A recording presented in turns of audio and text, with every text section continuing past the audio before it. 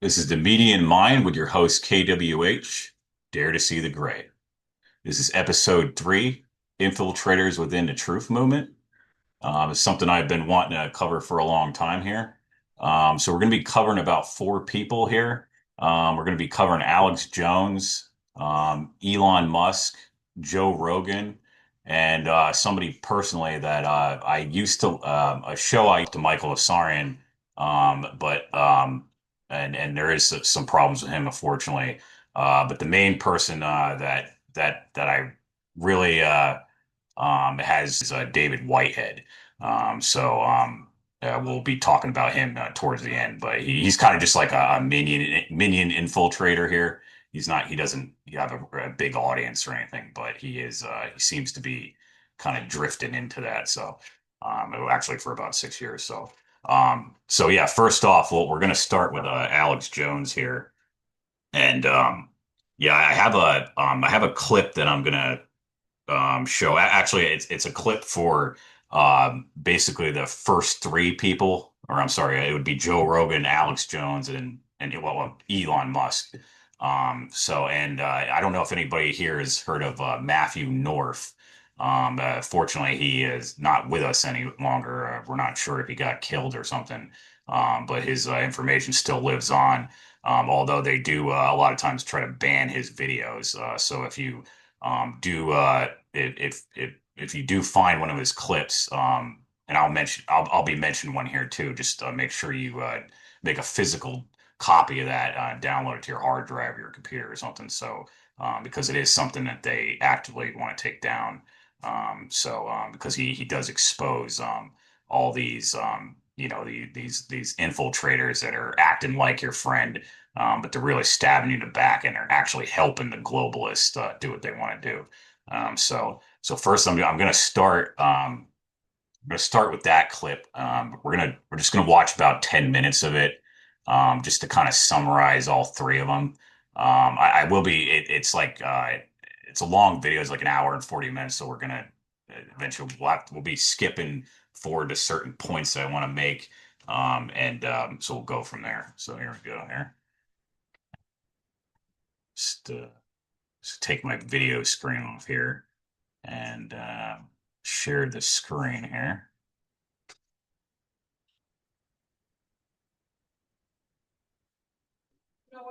So share the screen should be sharing here, and let's see. That she doesn't have to go to Asia. Downloaded here. So yeah, it's called Joe Rogan Exposed 2020, Exposed 2020. Um, yeah, and then it's CII, Elon Musk, Maps, Essilon, military, blah blah blah. So if you put those keywords in, you should be able to find a copy of it. The original one that was uploaded was deleted, but people do keep on uploading. But eventually, I would, make your own copy. But anyways, so here we go. And I won't if I'm gonna I won't talk much towards it. If there is something, I'll pause it here. But let's go ahead here and load her up.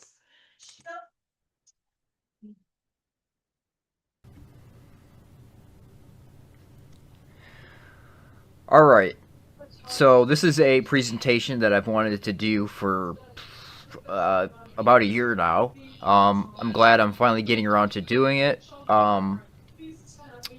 So yeah, let's just get into it. I wanted to start by mentioning some of Joe Rogan's sponsors. This is going to be the theme of this presentation: is the corporate and cultural agendas that Joe Rogan is involved in. Now, this is the type of information that's not fun to research yourself. It's just better if someone presents it. So that's what I'm going to be doing. If you haven't yet, check out the work of Jan Irvin. He's a vet. He's been doing this forever. He was involved with Joe Rogan early on. He's actually the guy who gave him DMT originally. And he was offered positions. So he understands how this works, and he's covered it very well. Also, Jesse Spots. I would like to recommend his playlist for the intellectual dark web. He does some great research. Please check that out. I'm going to touch on the intellectual dark web a little bit. This is the rising centrist movement we see in this country. Right? Trump is a monkey wrench, a chaos agent for a new, brave new world. a centrist movement, a unifying movement. All right, so let's start with Rogan's sponsors. So Cash App is a big one. Jones mentioned that. Okay, the Jack Dorsey connection, and then everybody that followed. So this has been covered at nauseum. So I'm not going to really focus on Cash App and Dorsey, but there are some that people looked over. So like 23andMe, this is a big one, directly sponsoring Rogan's podcast. So 23andMe is co-founded and owned by Ann Wojcicki, the Jewess. Okay, Anne is the sister of Susan Wojcicki, the Jewess, who is the CEO of YouTube. I'm sure you're all familiar with her. And Anne was formerly married to Sergey Brin, the co-founder of Google. Okay, so you should be aware of the 23andMe database system, the whole agenda with that. Rogan used to try to be slick with it, and he would just be like, "Oh yeah, you should do the 23andMe because they tell you all your health risks," and he would promote it. That's how his podcast works.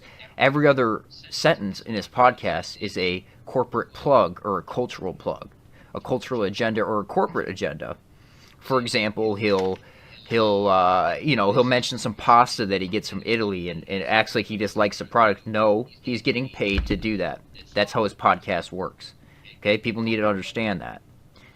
And his influence is beyond anything we've ever seen. His podcast is so influential because of its base in Los Angeles, and then also it spreads everywhere else. So you can set the trends in Los Angeles, and they spread everywhere else. And that's exactly what we see going on with Rogan. He is by far the most crucial asset for the information age at this point in time.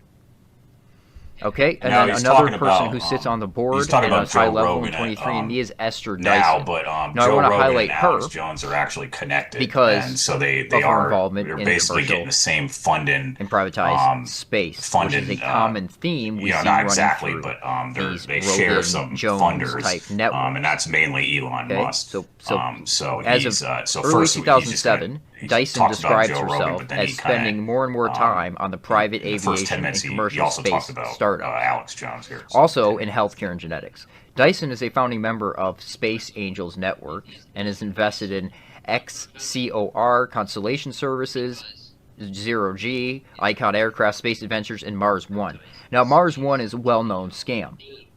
And I want you to think about how long commercial and privatized space has been in the conversation, right? There's a news article for it, at least once a week that somebody's taking the step for commercial space. And for decades, we've seen this.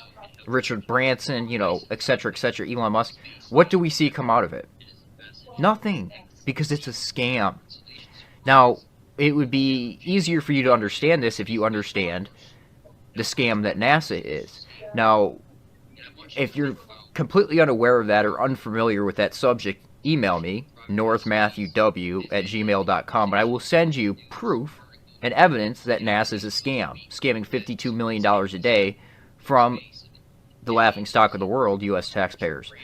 Okay, so that's a common theme, again, is commercial and privatized space that we see running through these networks. It's my contention that they're essentially funnels for that money to be funneled into other movements and other agendas, i.e., an information age asset like Joe Rogan. So let's move on to Elon Musk. Now, I believe, although Elon is not listed as a sponsor. Yeah, this is something I've talked about on Facebook for a while and for a long time privately here with my family. But yeah, I was when I used to like when I was younger, I used to be real excited about NASA, and I thought they were going to go to Mars, and I mean I think we all know that they were supposed to go to Mars, and I think it was 2000 or something, and then they delayed it to 2005, and then it was like 2015, and it was 2020, and then they're still delaying it. So what he's kind of brushing up against here is Elon, like um and we'll go further into this, but Elon Musk is seems to be involved with he basically makes scams. He creates scams that basically go nowhere and they fail. And I think you can see that with a lot, with his Tesla vehicles, how horrible how they can't even go more than a certain amount of miles, or you got to recharge, and the batteries are super expensive. And it does seem like everything he's involved with it does land up to be a scam.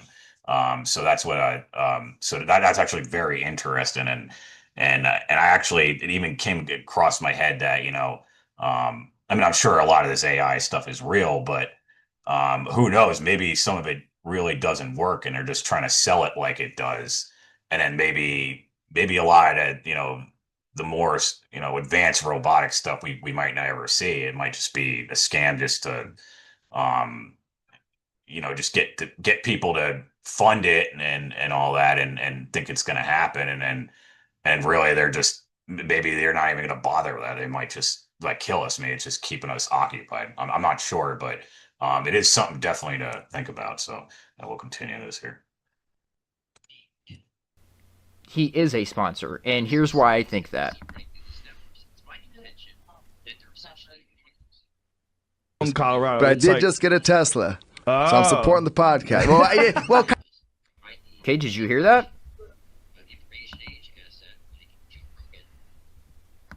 Okay, he said, I did just. From Colorado. but I did just get a Tesla, so I'm supporting the podcast. I did just get a Tesla, so I'm supporting the podcast. How does that follow? Buying a Tesla supports Joe Rogan's podcast. Is Elon Musk subsidizing Rogan's podcast for an agenda? For propaganda purposes? Absolutely. Absolutely. And we saw this demonstrated with the securing funded, when Elon smoked the blunt, when he hit the backwood on Rogan's podcast. That was them manipulating stock prices. That was completely fake, and there were plenty of YouTube videos that I posted in my community section, articles, but they all got scrubbed because Rogan has that much access and influence. They all got scrubbed. So a lot of people don't understand that when Elon Musk tweets funding secure at 420, and then he gets up there and puffs on the blunt, that was them manipulating stock prices. Provably, them manipulating stock prices. That's what was going on there. That was fake. Joe Rogan's podcast is the realest fake thing you'll ever see. It's very scripted. It's very corporatized. And there's an agenda behind almost everything he does on that podcast. But it seems organic. But it's not. It's not. He'll also do things like, oh, what's that square state? How do they end up with a perfectly square state, acting like he doesn't know what Wyoming is? He's been to Wyoming. He understands what Wyoming is. He knows what that state is. But he acts like he doesn't for that interaction with his audience. So his audience could be like, oh, it's Wyoming, Joe, you idiot. He understands that. That interaction that he's getting with his audience is getting them engaged. It's that sophisticated. It's that controlled. He's looking for that engagement. Okay? And that's kind of a point that Jones made when he was on the podcast last time, which is a point I've been making for over a year now. And I have emails to prove that. But also, Joe Rogan with Elon Musk, the Neuralink, which he's been promoting, right? The brain lace. This is an agenda that he was promoting long before Elon Musk came out with the Neuralink. Now we're seeing this all over now. We're seeing brain chips, all this idea promoted everywhere. Where did it start? Who was the cultural change agent that originally started pushing this out into the collective unconscious, if you will? Well, Joe did. So let's listen to this from a recent podcast, 2019. That used to hang around. I think the cure is mind reading, and I think we're going to accept that cure. Because, Elon is working on some sort of neural link thing. It's the only way we'll know if someone's telling the truth. We're going to have it. I think it's good. We're going to accept it, and we're going to give in, and we're going to we're going to be able to. I'll take it another step further. I think they're going to create a universal language. I've been thinking about this a lot.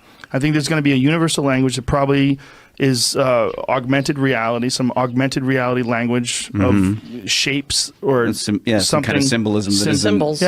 something that we isn't agree verbal. to, and we're probably not going to accept it because we're old. We're like, fuck this. Yeah. Next generation. Our though. kids, maybe even our kids' kids are going to be the first people to adopt it, and then it's going to be universal worldwide, and with augmented reality and some sort of ability to interact with each other through bandwidth. I remember Through bandwidth. Okay, so it's gonna happen. You notice that it's inevitable. No matter what, this is gonna happen. You're gonna accept it. So let's listen to this from 2014. How was Joe aware of this agenda years ago? 5+ years ago. How was he aware of this? Why was he promoting this idea? Because he's been working with these circles for a long time. I think that one of the things that's coming out with technology is access to information, and access to information, not just current information, but maybe even future. Like the ability to read minds, to read thoughts, to read. Okay. So let's finish this up from the same podcast, finishing on that thought. Technological symbiotic relationship takes place to the point where we essentially our memories, especially, right, they're pretty piss poor, right? But if we can turn our memories into some digital archive that you can access at will, then we're going to know. I'm going to look in your head, and I'm going to know what's going on. I'm going to be able to tap into it. We'll be connected the same way we're connected with Wi-Fi. The same way our cell phones are connected through the cellular network, there'll be some sort of a network of information exchange between all people. And if that's the case, deception will be almost... So yeah, we'll get back to Joe Rogan, Elon Musk. But I want to get back to Alex Jones, how he's an infiltrator.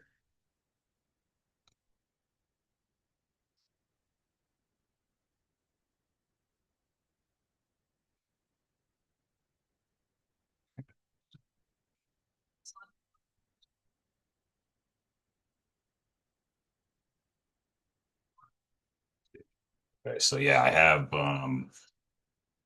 yeah, um so yeah, basically, yeah, Joe Rogan is definitely involved with Elon Musk heavily, and so is Alex Jones. So he definitely goes over that. So yeah, so we're gonna go to Alex Jones. And first, I actually been talking about this recently on my Facebook. Let me put the video of that on here. Yeah, yeah. So I recently been talking about this in Facebook for, I'd say, about a year now.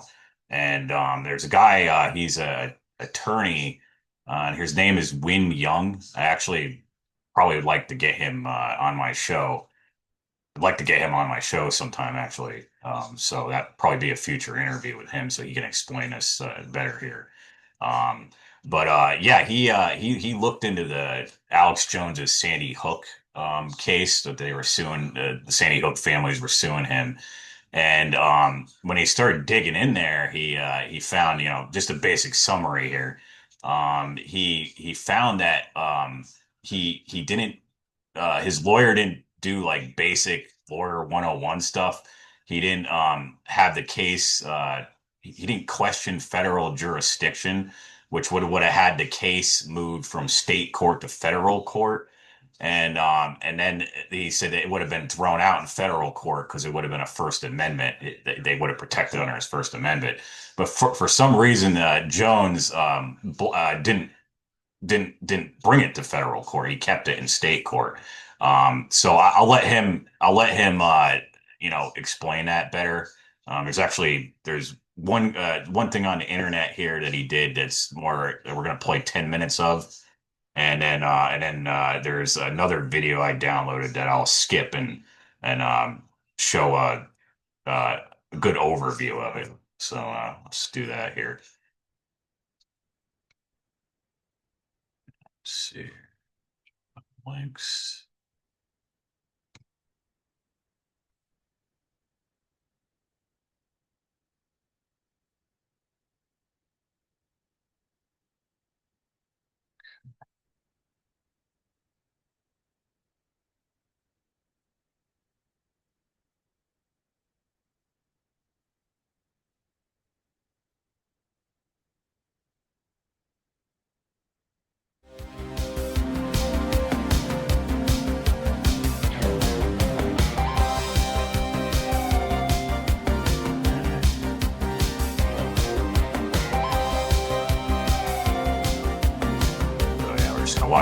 first 10 minutes of it here.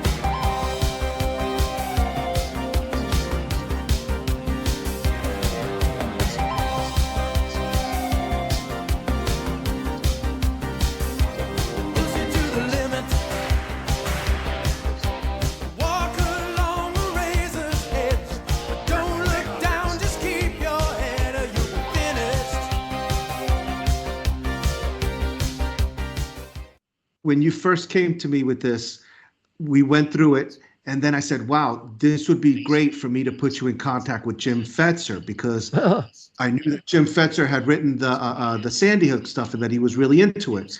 I noticed that you were hesitant about that, and I was like, wow, why is that? Anyway, I still mentioned it to Jim Fetzer, and I sent him the show that we did. After that, Jim Fetzer was very aggressive in wanting me to put him in contact with you, which I thought was a bit strange. No, I Yeah, came I into thought that was a bit strange. So my question to you is, he must have suspected that you were onto him. I When have no did you idea. get onto him? When were you This on? is When what was the first time I that went he into came the into your fray? case. And I'm sorry, something screwed up with my microphone. I can barely hear you. I apologize, and especially if I'm speaking too loudly for the folks. But when I went into the case, just based on my experience and gut instincts, I wasn't going to have anything to do with a tainted expert witness. Okay. Going back to my point about you only want the minimum amount of evidence that you need. Okay. I didn't need anything from Jim Fetzer. Okay. Based on my experience and guts, I didn't trust anything from Jim Fetzer. I had everything I needed with the news clips and the work of Sophia Smallstorm and Barry Sotoro, the anonymous guy from New York. Okay. It's all in the scrapbook video. Check it out. So I didn't need Fetzer. And I knew that he had been sued and suffered a massive adverse judgment in Wisconsin on what I knew was a BS case. Now, so I wasn't going to have anything to do with him because this case needs to get to the proper authorities. You need to have a federal grand jury opened in some district other than Connecticut to avoid local prejudice, or you need the new king coming in to appoint a special counsel. Okay. Wow, this is a very big the deal. viability of Like, this First is a Amendment, Second this is a Amendment big deal. are still at Yeah. stake. And again, who ran this thing? Eric Yeah. Holder. Now, That was- Fetzer, who he's references, that's actually, interestingly, somebody that Alex Jones claimed to get sued for talking about Sandy Hook too. And Win Young actually looked into that, and he found out they were frauds too, that they actually did not get sued, and they were actors within this movement too. So that's something to note here, if you don't know who Fetzer is. talked to the governor of Connecticut a week or two before this event, and you'll see it at the beginning of the scrapbook video. Governor Malloy says, the lieutenant governor and I were talked about this a couple weeks ago, and we were told that we might expect something like this playing itself out somewhere in our state. Okay, what plays itself out? Plays, theater productions, okay, or something that you wind up, all right, and let go, like a little top or a kid's toy. But it's got to take somebody making it happen. You just don't have a crazy person break into a school and kill 26 people for no reason as playing itself out. Okay.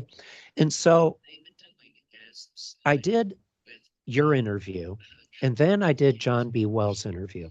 And that was a short radio interview. I didn't have my PowerPoint, only had about a half hour. And so we had to get to the nuts and bolts of things.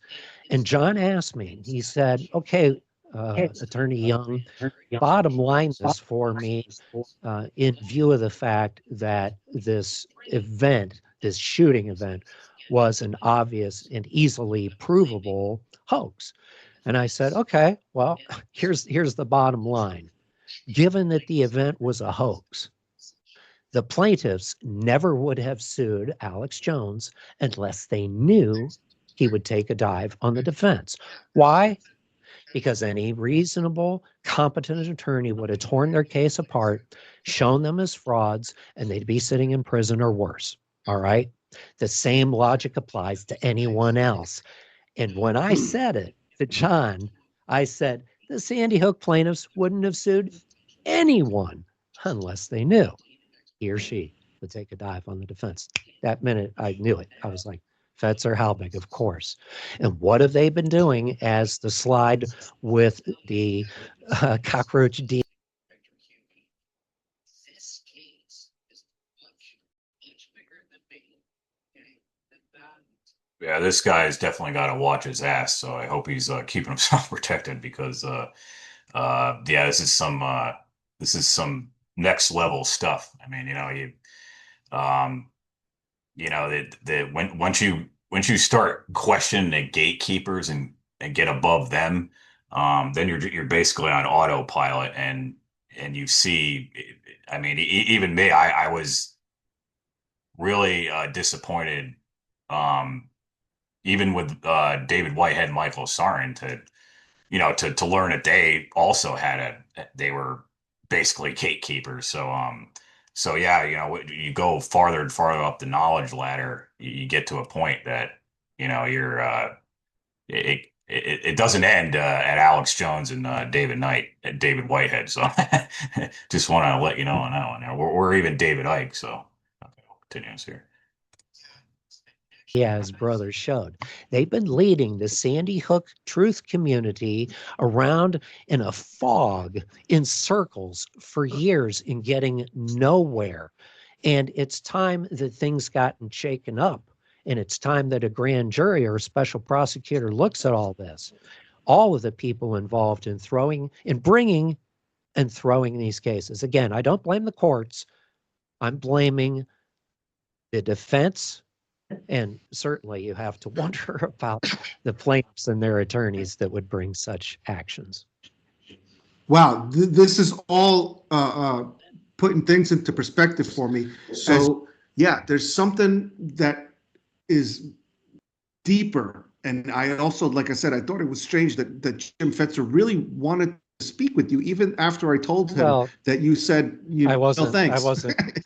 No, see, if I would have talked with a tainted expert, I'm not talking about a potential co-conspirator. If I would have just talked with a tainted expert, if I would have relied on anything that came from him, that compromises the integrity credibility of my case. And let me tell you, I would say this in closing, Victor Hugo, this case is much, much bigger than me. Okay, the values that are at stake. And actually, I said that in my text exchange with Stu Peters, because he was a bit upset with me. How dare I get his direct phone and email when he is out there making money off the public, claiming to be fighting for our rights, the truth, and dedicating his platform to Christ, So how dare I do that? But the thing I noticed is that, people just really can't seem to get outside themselves and appreciate the bigger picture of what we have involved here. If we don't have a First and Second Amendment, we don't have not only a republic, we don't have basic safety, even under anarchic type of situations. If we don't have the right to keep and bear arms with what's been happening to our country, DHS undoubtedly was behind this Sandy Hook drill. Okay, all right, what has DHS been doing to protect our homeland for the last 20 some years, 23 years? It was founded in 2002, and we have no homeland security. We have no borders, and we have crime that's out of control on the streets of our cities. And so it's going to take people like you, Victor Hugo Vaca. It's going to take people like me that, forgive the expression, have the balls to stand up. We'll go to the that goes on and on. Well, it goes on for longer. But we'll go to a clip that kind of summarizes the Alex Jones case, just a couple minutes of it, and gives you a better idea, to understand what's going on here.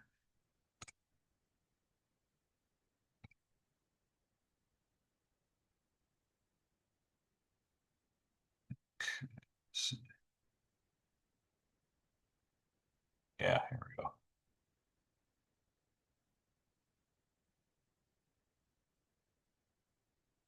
So I'm going to skip to Great 27 minutes introduction to about. the case. It'll give you the 26, crux I think. of the matters involved So it's in kind of just 17 minutes. more I of a then, of summary course, there. cite to my case file page where you can see everything Okay, that we'll I've start done there. Yeah. publicly, and I update it on an as-need basis and as quickly as I can. And finally, you will see I've got listed a Give, Send, Go campaign there. I quit my day job as a contract attorney back on January 14th because of this growing case, which has come to take all of my professional time. Now, people, because for some people, they're still having a hard time a little bit reading it. It's a little small, but you're going to go over it. They can find this at the alwayswin.com / operation madcap. They can find this PowerPoint presentation if they wanted to actually go through it and find links and things. They can actually find what you're going to be talking about here and showing us. Absolutely. And a lot of it is in the form of prior interviews. I've got those posted with big slides, descriptive slides, and all people have to do is click on that on my case file page, alwayswin.com / operation madcap, and that will take you over to my Always Win Rumble channel where you can see the video itself. And I've been going through interviews, and I think this is the 4th or 5th PowerPoint presentation that I've put together. Okay, so here's the best summary of what he's doing. So, like I said, his attorneys failed to do well already here. In short, Jones and his attorneys failed to repeatedly to assert federal question jurisdiction in seeking removal of the Sandy Hook case to federal court. This could not have been in the result of mistake or attorney malpractice. This inexcusable failure to assert federal question jurisdiction in this significant First Amendment case is a smoke and gun evidence of collusion or self-sabotage by defense. So, that's what's suspicious. Like, if Jones was really trying to protect himself, he wouldn't have kept it in the state court. So I think that pretty much summarizes him. So, and as you know, he's Trump is, or I'm sorry, Alex has been, going full Trump, since like basically 2016. So he used to expose two parties, but now he's basically just a Republican, pushing Trump. He'll defend him basically for anything. And even if he does like appear that he's not defending him, he'll make some excuse like, oh, well, somebody must not have informed him correctly, but it's people he picked himself. And like I said that game's over the first term. He had that excuse, and we're not going to be taking it the second term because he's the one that appoints these people, and I mean, we know that he purposely puts them in, so he can blame them and not really get anything done, like Bill Barr, and now Pam Bondi, which again, allegedly her husband is supposedly ex-husband or something was allegedly involved with the Epstein thing, and it just all these people that he picks seem to have Epstein related stuff, and Jones just he just won't get off his dick, so so so anyways, yeah, so yeah, we'll go back. Actually, yeah, one other thing I wanted to add to Alex Jones is what I've noticed is I call it like pacification. He seems to be, and I know you got to be careful about what you say. Like you can't really talk about revolutions or stuff like that. But there is a way to talk about it if you're you can just say hypothetically, and if you're just philosophizing, there is a way to talk about it. But he will not touch anything. Like when anybody ever calls in about hypothetical revolution, he always downplays it. He says, "Oh, you got to wake everybody up, and we got to wake everybody up, and that's how we're gonna change it, and all this." And a lot of times, he's just talking about. He doesn't really address like what I talk about because I talk about a surgical revolution, which is entirely different. It's not going out storming the White House in the middle of broad daylight or anything like or what they used to do, or standing in a line and a huge mob coming in. Mine was more surgical. I spoke about that in episode 1. If you want to talk about that more. But the main thing is that what I want to show a clip here where basically even if the elites they were about to blow up the planet, he basically he still wouldn't want anybody to revolt, and instead he says, "Oh, God, it would be better if you just blew up the whole planet." And I'm just thinking like, well, wouldn't a revolution, wouldn't trying a revolution be first be smarter than just having God blow up the whole planet? So yeah, I'm gonna show a clip. This is what really pissed me off, and I think this is also Christian pacification. There's other religions that have their pacification, but this is, I think, specifically a lot of Christians do to not address the problem. They'd rather God just kill everybody and destroy the whole planet than actually have a revolution. So that's the one last thing about Alex Jones that I want to talk about here. Let's play that clip. And we also have to talk to the establishment and just say, listen, you've lost, and we'll give you abstentia. You can go and take some of your stolen money. People say, oh, don't be a wimp. We want vengeance. No, you look at how wars get ended properly, because you mark them, you expose them. By mark them in the media that they're bad, and then you destroy their name politically and culturally, and then you let them go, because they will blow stuff. They will blow the planet up if they're cornered. Now I'm trying to give the globalists you hear that too. Just let them go. It's like, yeah, right.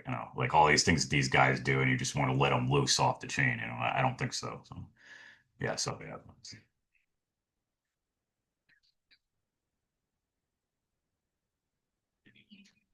I'm being completely straight with them. There's no way you make it out of this. If you want to try to run off and regroup for 50, 100 years and come back, look, we'll give you another shot at it, okay? The point is that God gives you another shot at it. We know that in Revelation. The point is that you're not going to win this round, okay? And I'm not the type of guy that just says, let's play dice with this, because there's a 60% chance if either side doesn't give up, they're going to blow the planet up.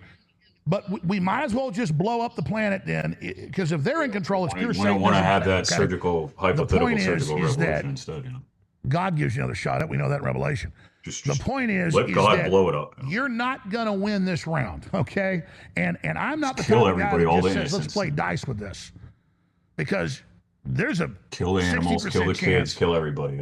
Real nice guy. That would be nice. You probably would too. They're going to blow the planet up. They're psycho. We might as well just blow up the planet then, because if they're in control, it's pure Satanism, pure pedophilia, pure animal-human clones, them playing God, a psychotic, mad scientist situation. So let's just cauterize it, vaporize it. Look, I'm in the same boat as they are. They're ready to blow it up if they're going to lose. I'm ready to blow it up if we lose too. In fact, I just want to be completely honest. People want to know what I really think. This is next level Alex Jones.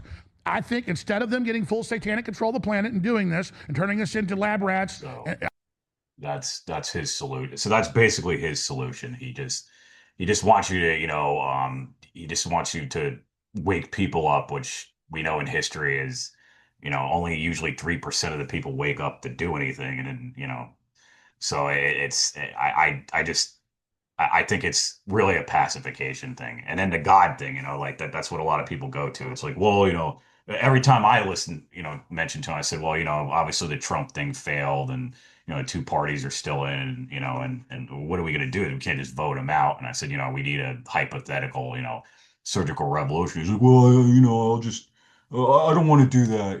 It just God. God. I trust in God. God will save me. And that's what pacifies them every time from revolting. And I think that's something really bad. So, um, yep. So we went over 30 minutes. So we're going to continue with this next week for part two, Infiltrators in the Truth Movement. Um, and we'll see you next time.